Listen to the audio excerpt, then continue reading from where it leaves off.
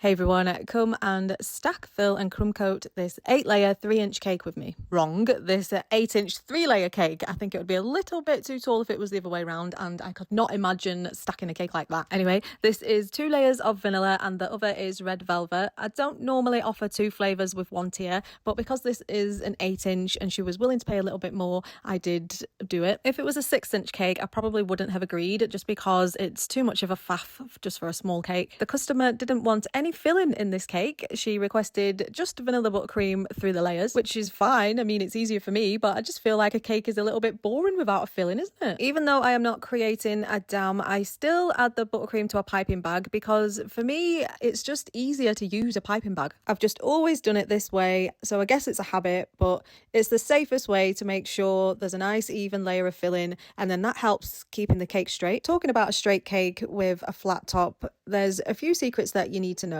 The biggest one being use frozen sponges or really cold sponges, because if they're at room temp, then they'll just slide and squish about and crumbs will fall out everywhere. Honestly, it's a game changer and it just makes your life easier because then you can bake the sponges ahead of time. If you want a full video on freezing sponges, let me know. But freezing them only works if they are suitable for stacking. They need to be strong enough to hold their shape and sturdy enough to hold the weight of the layers and filling without collapsing. And it's equally important that they are not dense or taste dry. All my sponge recipes are made for stacking. They are sturdy, level, they freeze really well and taste amazing. Find all my recipes in the standstill link in bio. Another little tip for stacking your cake nice and straight: make sure you get down to eye level every time you place a sponge on top and make sure the edges are aligned. You need to look at the cake from every angle, so keep turning it and then moving it until you're happy when it's in the right position. If there are some edges sticking out even though you have repositioned it, then you can use a bread knife and trim them off. If you've stacked the cake and it's a little bit higher on one side, you can use your hands just to push it down. That normally sorts the problem,